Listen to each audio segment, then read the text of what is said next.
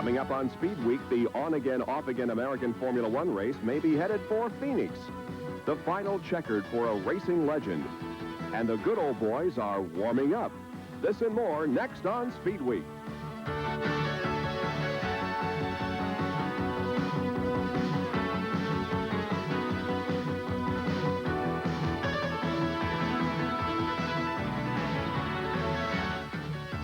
Speed Week is brought to you by Dodge Cars and Trucks. For performance on road and off, it's gotta be a Dodge. 1989 continues to march on without a decision on if and where there might be a U.S. Grand Prix this year, but there may be some movement in that area. Hi, everyone, and welcome to Speed Week. I'm Bob Jenkins. Once there were 3 possible venues, Laguna Seca, Road Atlanta, and a downtown street race in Phoenix, Arizona. It appears that FISA has made its selection. The question now is, do city fathers really want it? Our Rick DeBrule reports. Phoenix is in control of this situation. Phoenix City Councilman Dwayne Powell isn't sure whether that means Formula One cars are going to race through the streets of downtown. I think the United States, the Phoenix United States Grand Prix is ours. It's right there if we can send get the proper officials to sign the proposal that's been sent to us. Very simply, Formula One wants Phoenix to build the course. First year cost about $1.6 million. Bernie Ecclestone will then be the promoter, taking the profit or the loss. The problem is that we're down to the crunch, and a decision has to be made, and it seems to be some reluctance on the ninth floor to make a decision, and it's very frustrating. Regardless of what Formula One wants, we're going to have to satisfy our own mind that it's possible in the short time before the date. That means that we have a very practical deadline of really this week or the first of next week. If we don't get these systems started, we have no viable opportunity to get them finished by the 10th of June. For example, one problem that has to be dealt with is county government. The main complex sits right here where the race course is going to go by. Do you ask them to shut down the courts and the county supervisors for 2 days, or do they just try and work around the race? There's no problem that's not been anticipated and can't be addressed. It's just the issue now is, do we want to, step forward and address the problem or wait till it's too late? It was just about a year ago that Phoenix lured the St. Louis Cardinals football team to Arizona by dealing with a temperamental and somewhat eccentric owner. Now the only question is whether they still have the touch. An emergency session of the City Council was scheduled this evening to discuss that proposal. If the race is held in Phoenix, how will Laguna Seca react? After all, they've spent quite a bit of money bringing the track up to FIA standards. Earlier in the week, I asked Lee Moselle for his reaction. Should you not get the Formula One race, what will it mean to you? Nothing. Will you be disappointed? Yes and no. That sounds like I'm probably disappointed. It would be disappointing because it would be another one of the premier events that we'd like to have at Laguna Seca. And to have a Formula One would make us the most unique track in the world, and it's an ego trip for everybody in our organization. But it requires a lot of other undertakings and changing of the ways you're doing business and so on, so it has its pros and cons. And if the race is held in Phoenix, it'll be in the desert Southwest in the middle of June. How will the drivers react? Well, they most surely remember the 104-degree temperature in 1984 when Nigel Mansell collapsed while trying to push his car across the finish line at the Dallas Grand Prix. Phoenix's attempt to get a Formula One date is just the next chapter in a long and storied history of Grand Prix racing in the U.S. It took 3 tries to get Formula One off the ground in America. After unsuccessful tries at Riverside, California and Sebring, Florida, the Grand Prix set found a happy home at Watkins Glen in 1961. They stayed for 20 years. In 1976, Formula One's popularity spawned the Long Beach Grand Prix. It was a street race and changed the face of racing in America. The 80s have not been as kind. Spiraling costs and the thriving cost-effective kart IndyCar series have made life difficult for Formula One. International organizers have made Formula One a big-ticket item. The cost of bringing the circus to town is reported to be $2.1 million. That price contributed to the demise of Watkins Glen and caused Long Beach promoter Chris Pook to switch to the less expensive, more popular kart IndyCar series in 1984. To replace Long Beach, the city of Dallas grabbed for the Formula One brass ring in '84, but high costs, mismanagement, and eventual litigation spelled certain death.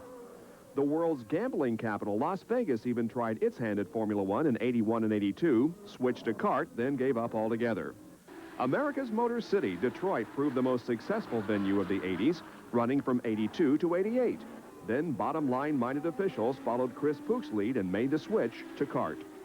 So why is America so important to Formula One organizers? Well, America is vital to providing the series' multinational sponsors with worldwide exposure, and sponsors are the key to Formula One's financial success. SpeedWeek is brought to you by Dodge Cars and Trucks. For performance on road and off, it's got to be a Dodge. And by Quaker State Motor Oil. The big Q stands for quality. Always has, always will. Coming up, last year's champ prepares to repeat. And later, drag racing is heating up for its first big weekend. Quaker State, the big Q stands for quality. We engineer quality into every drop of Quaker State motor oil.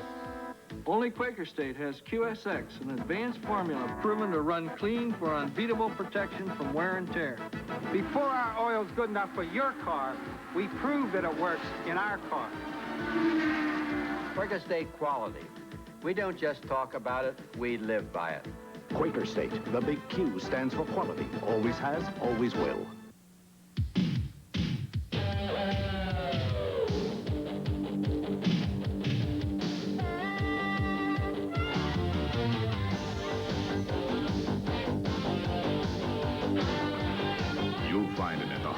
Every Dodge machine competing today.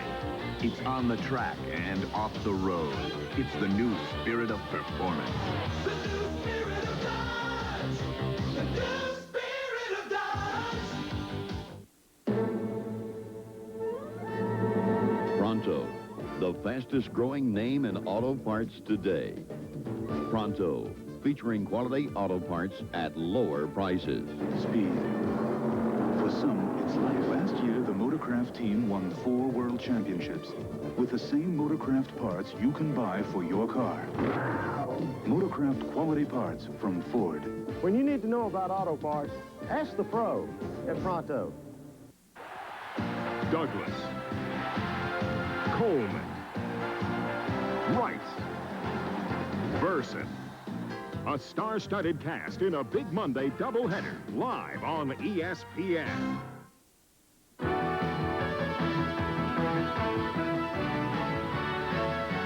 Nigel Mansell, driving a year-old Ferrari with automatic transmission, has set new track records at the Ferrari test track and at Le Castellet, France. It's proven to be very reliable, and Ferrari is hoping that the automatic will compensate for lower than hoped for horsepower from the Ferrari engine. In the early 60s, Jim Hall pioneered the automatic transmission in sports car racing in the U.S., and now his son is trying to make a mark in racing. More on that story later in the show. Final practice sessions for the Daytona 500 are underway. The sessions are divided equally among manufacturers, with Oldsmobile, Pontiac, Buick, Chevy, and Ford each getting 4 days of track time. Early in the week, Harry Gant's 195 plus placed him atop the overall speed chart. But Jerry Punch reports that didn't last long. Oldsmobile had the track Monday through Thursday, and only a handful of teams showed up to test. Among those taking advantage of the opportunity were Sterling Marlin, wearing a new number and sponsor colors, Eddie Bierswell, Lake Speed, Rick Wilson, and Phil Parsons. Phil met with considerable frustration early in the week, but the efforts of the Richard Jackson-led crew paid off on the final day of testing as they posted the fastest overall speed for Oldsmobile. They spent a lot of money and they spent a lot of time over the winter to try to go fast down here, and we weren't going to leave until we exhausted every avenue to go fast. With a relatively low car count, it seemed at times there was more action off the track than on. Track maintenance crews are working 10 hours a day, 7 days a week, getting the track ready for speed weeks. We want the spectator to feel when he comes here that he sees that we're really working hard to making this a comfortable and a neat place to see a race. The new Winston Tower with the state-of-the-art press box is nearly complete, while crews are working feverishly to complete the new Lockhart grandstand near Turn 1. An old landmark, the 30-year-old telesign, here ever since the track was built, has been torn down. Now fans will have a clear view of the track. The 2 scoring Trilons purchased from the now-defunct Ontario Motor Speedway will be used to keep everyone informed. back to testing. Harry Gann and Phil Parsons have looked the strongest of the Oldsmobile teams. This year, Phil and Harry are teammates. Will a two-car team work? There'll be more sharing than if we weren't under the same umbrella, actually. But I don't know how much sharing will be going on. Hopefully, we'll have two good efforts. While Parsons and Gann were going for speed, others were trying out different combinations. We'll change gear and then put that first set of tires on the car. Preparing for anything and everything SpeedWeeks might throw at them. You know, the guys with the Fords and the Chevrolets had been working with the same car for 3 or 4 years, and they kept continually refining those cars until they could get every little bit squeaked out of them. And I think that's what the Oldsmobile teams will have that advantage this year.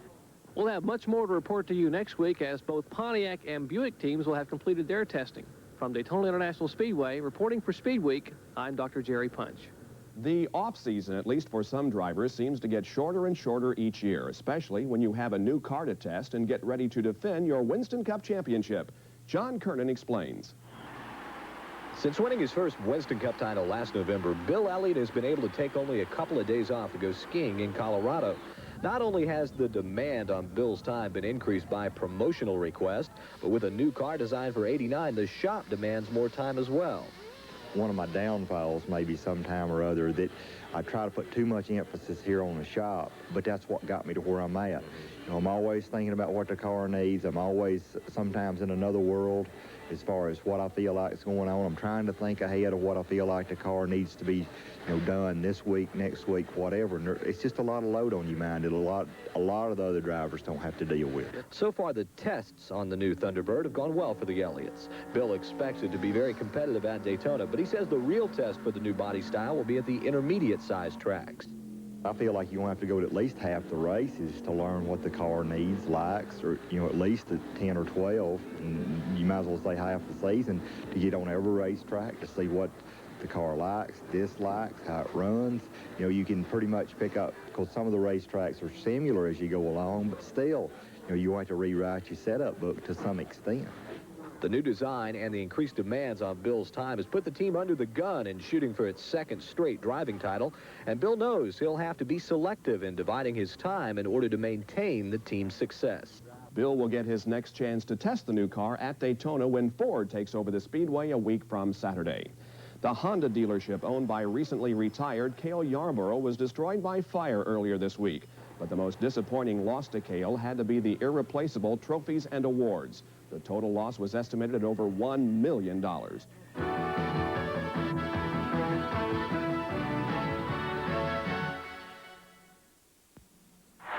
Someone once said the best way to follow football action is to follow the quarterback's arm. This quarterback's arm belongs to Jim Kelly, and he's holding a copy of the Sporting News, which is really the best way to follow football action.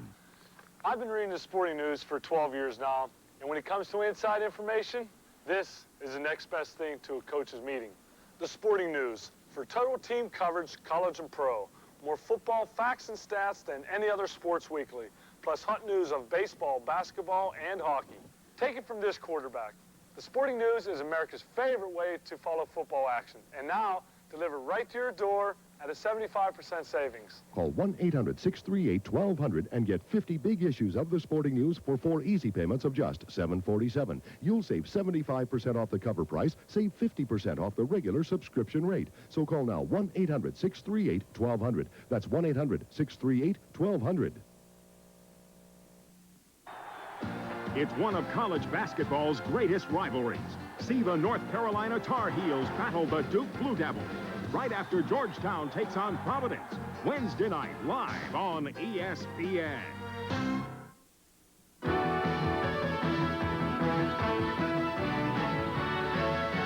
While NASCAR has already moved onto the track for preseason testing, CART is holding its annual meetings in the desert Southwest. The atmosphere is as much social as businesslike. And surprise, surprise, there just happens to be a golf course right next door for recreational purposes. My involvement was on a panel discussing TV coverage of kart races. By the way, we'll televise 6 IndyCar races this year here on ESPN. That discussion followed a state of kart address by its board chairman. John Frasco's State of Kart message emphasized the need for the series to expand beyond the U.S. borders, and he's still smarting over FISA's decision last year not to allow kart to run in Japan this year. You know, I'm not going to rattle any sabers. What I'm saying is that that I want to get the thing resolved. I think it has to be resolved. It's something that's entirely unacceptable to us, and I think when clear and calmer minds look at it from the other side, I think it's totally unacceptable to them too. Up to now, Long Beach, the Meadowlands, and the Michigan 500 have been the highest-paying kart races, but not anymore. We have become the first $1 million kart race other than Indianapolis, and we're very pleased about that. I think it gives nice recognition to the importance of this kart race, the Indy cars on the streets of downtown Detroit for the first time, and I think it's going to be a very, very exciting and successful event. While the PPG Point Fund will go up to $1.5 million this year, the question is, will PPG be around next year? This is the last year of their contract with CART, and they haven't re-upped yet. I think there are some stumbling blocks. I mean, we haven't gotten together on the amount of money involved, and we've offered a substantial increase in the amount of prize money, but we haven't we haven't gotten together on what that amount should be insofar as CART is concerned. If not PPG, then what about Marlboro as a series sponsor? Well, a spokesman for Philip Morris says Marlboro is not interested because of its TV advertising limitations and the fact that it already sponsors several races within the series. The first ever off-road race was the 1967 Baja 1000, and Walker Evans was there winning his class. And except for the last couple of years, he's continued his winning ways. But for how much longer? Jerry Garrett reports. Walker Evans' familiar blue and white Dodge trucks have been doing something unfamiliar the past couple of seasons, losing. The culprit has been this unique mid-sized Dodge Dakota, a truck that was always fast enough to win, but never lucky enough. For instance, at this race, he was supposed to win, but somebody else crashed and landed on top of him. At its debut race, it had a huge lead, but then the steering broke. It slammed into a wall and went careening down the track in flames. This year, Evans is closing the book on the unlucky Dakota and bringing back his trademark truck, a full-size Dodge D150. He was out testing the new truck when we tracked him down in the Mojave Desert over the weekend. This is the first day that this truck is rolled out of the shop, and we're already running up through here, I feel, quite well. I mean, I'm not making any big fat predictions that we're going to go annihilate any of our competition. After all, you've got to have a certain amount of luck, as the Dakota proved, and we're out here doing our homework and hoping for the best. If he accomplishes what he has planned for 1989, at the end of the year, Evans is going to drop a bombshell. We're going to evaluate it at the end of the year. Right now, I'm looking at perhaps retiring from driving in the desert and just solely drive all the stadium races. A guy with a little bit of age on him, such as myself, can handle those 20-minute races much better than you can the 20-hour races. And I've often said that maybe after 2 or 3 hours, the fun meter kind of runs down a little bit. So I'm looking for something a little easier. I've paid my dues.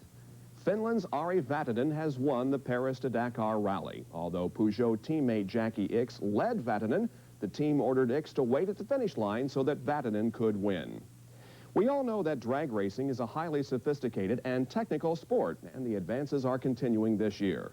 That's the subject of this week's edition of the Bernstein File, brought to you by Quaker State.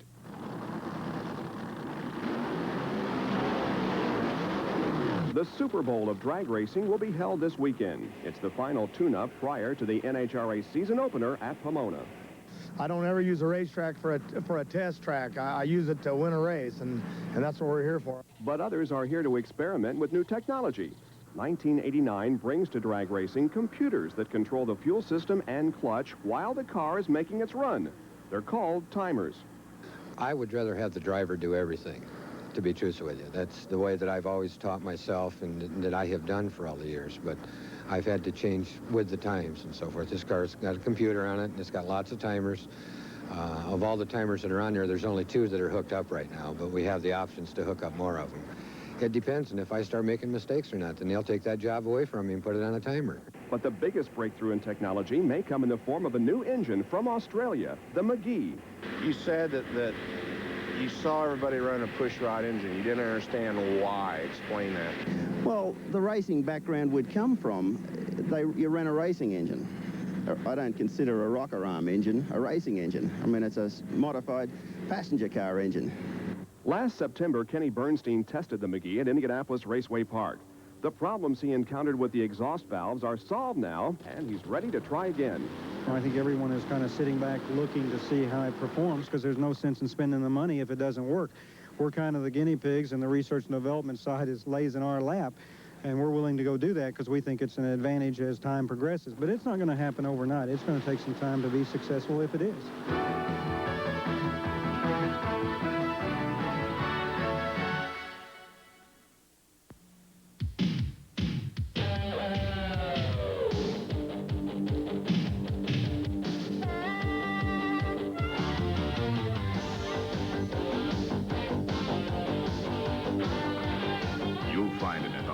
Every Dodge machine competing today. It's on the track and off the road. It's the new spirit of performance. The new spirit of Dodge! The new spirit of Dodge! Your man in Washington has come through? The Americans will be most displeased. Observe. The argon-activated radio-optic laser light. Amusing, Boris, but the party demanded Bud Light. If you want the one light that outshines them all, ask for Bud Light. Where is Boris? He is enjoying a cold one. Bud Light, because everything else is just a light.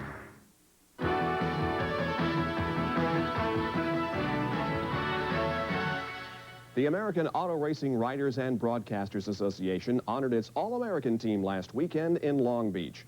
A total of 12 drivers, 2 from 6 categories, were on the team. Bill Elliott was named Driver of the Year, and Jeff Brabham received the association's highest honor, the Jerry Titus Memorial Award. The proceedings were interrupted briefly by a bomb threat. Well, USAC began its 34th year of sanctioning auto races last Sunday. This is the way the cars looked back in the mid-50s. No roll cage or even roll bars. They look a little different these days. Here's the new Beast chassis built by Bob East. And the latest version of the Munchkin that took the Speedrome by storm 2 years ago. New insurance regulations permit no one but officials in the infield for this very reason. No one got hurt here, but a score was shaken up. Often at an indoor race, the pole sitter wins, and such was the case today. Both Rich Vogler, honored as a member of the AARWBA All-American Team the previous night in California, and Richard Myrie in the Munchkin retired at about the same time. Russ Gamester won, leading all 100 laps, and took over the early midget point lead from Mel Kenyon.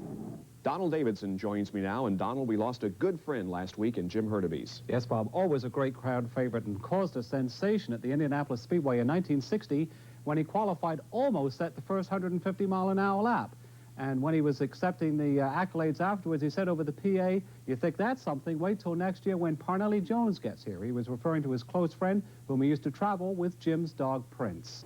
He was a very talented race driver. I mean, he had a lot of talent. He had a lot of desire and will to win. He had a lot of mechanical knowledge and had all the makings of, you know, of an A.J. Foyt. I mean, he just, in his early days, I mean, we'd run some of them rough, and he was probably better on the dirt than he was on the pavement, but we'd run some of them rough racetracks, you know, like Terre Haute, Indiana, and stuff like that, and I mean, he was just unbeatable.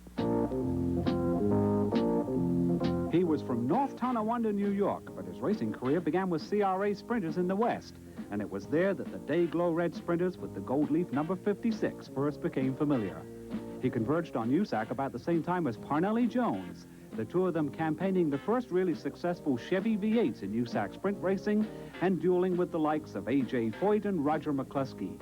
Herc won 5 in a row at Terre Haute, running where it was the fastest, up high against the edge of the cushion. He led the Indianapolis 500 with roadsters like Norm Demler's layover Offie and the famed Novi. In 1964, he and his brother Pete built their own roadster. At Indy, he was up to third until the engine blew. Then, in the next race at Milwaukee, tragedy. Roger Ward was in the lead with Foyt and Herc right behind, but the gearbox of Ward's car broke coming off turn 4. Foyt swerved to avoid him, and Herc ran right over Foyt's tail, launching his car into the outside wall. Fire erupted, and Jim was knocked out from the impact as Pete grabbed up 2 heavy fire extinguishers and sprinted to his brother's aid. Herc was burned over 40% of his body and spent months recuperating and had his hands fused into a shape where they could grab a steering wheel. Incredibly, he did return to racing and won the 500-mile NASCAR race in Atlanta, dueling his factory Plymouth against the other factory cars. But this would be his last win. He built a front-engine Mallet for Indianapolis that wasn't that far off at first, but he persisted in still trying to run it years after the concept was outmoded.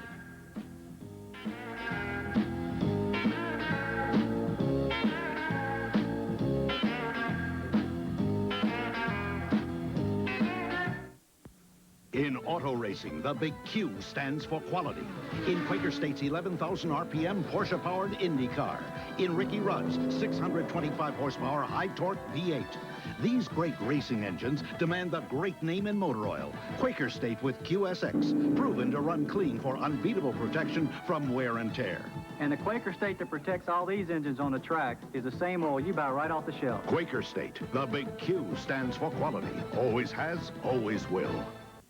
Relive those great sprint car days of the 60s and 70s. High-quality, professionally produced sprint car thrills is just $59.95. The most exciting, action-packed racing you'll ever see. Call 1-800-992-VIDEO. Sprint car thrills or Sprint Car Classics Volume 1, just $59.95. Both available in beta or VHS. Call 1-800-992-VIDEO. Dick Wallen's Sprint Car Thrills or Sprint Car Classics, just $59.95 each. Visa and MasterCard welcome. Call 1-800-992-VIDEO now. It's a showcase for the nation's top seniors. East meets West in a sensational all-star game, the Ricoh Japan Bowl.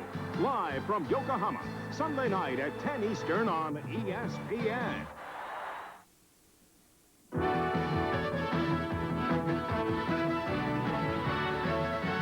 We're all familiar with the famous father-son combinations in IndyCar racing, the Andrettis and the Unzers.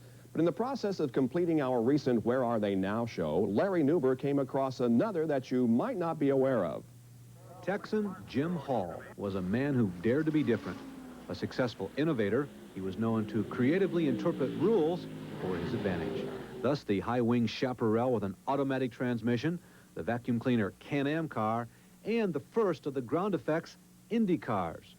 And all the while, there was another Jim Hall II, who worked as a gopher for his dad. One of the real exciting things I got to do was I had asked to do was sit in on the meetings with the chief mechanic, my father, and the driver, sit in on those meetings and learn some of the strategies. Now, Jim Hall Sr. spends most of his time developing and refining his own prototype golf clubs, while 30-year-old Jim Jr. attempts to find his niche in racing, without support from his father on a 0.4 of a mile karting course next to the ocean in Southern California. Since 1981, Jim II has operated the Competition Kart Racing School in Ventura, and he currently holds 2 world crowns in superkart classes driving, machines he's built and designed himself. In my young life, I dragged my dad and stepmom to a kart shop in L.A. and said, I want to get one of these, but it didn't take place for a few years later. Unfortunately, my dad was recovering from race car crash injuries and went to the knee doctor the same day, so. The school, though, is his main business. Jim's students have included drivers from Johnny Parsons Jr. and Robin Dallenbach to entertainers like David Letterman and Christopher Cross. He gets a lot of satisfaction out of teaching. How's it going? Pretty good. Getting the lines down pretty good? Well, having a few problems, but enjoying it. Jim's contemporaries like Michael Andretti and Al Unser Jr. have made their marks in racing with the help of their dads. Jim's dad, however, has never even seen him race. Jim remains optimistic about reaching his ultimate goal, Indy cars. For SpeedWeek, I'm Larry Nuber. Jim has submitted a proposal to Chevrolet to run the Trans Am Series. If Jim gets the ride, his dad says he'll once again get involved with racing. And that's this edition of Speed Week. We'll see you next Friday night at 7:30. We leave you this week with more testing from Daytona.